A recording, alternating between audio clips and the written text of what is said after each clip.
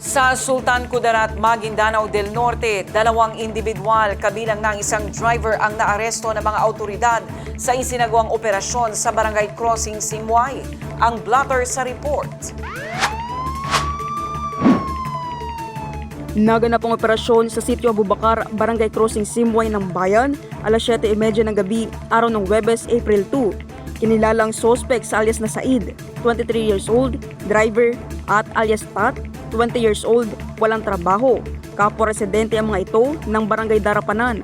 Nauna nang inaresto ang mga ito ng isang barangay kagawad dahil sa pag-iingat ng hininalang illegal na droga bago tuluyang naaresto ng mga pulis.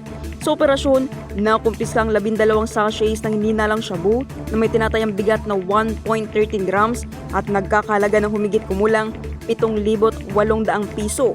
Na-recover din ng isang driver's license na pagmamay-ari ng isa sa mga sospek at isang cellphone. Nasa kustodiya na ng pulisya ang mga sospek at nakaharap sa kasong paglabag sa Republic Act 9165. Naphtali Velarde, iMinds, Philippines.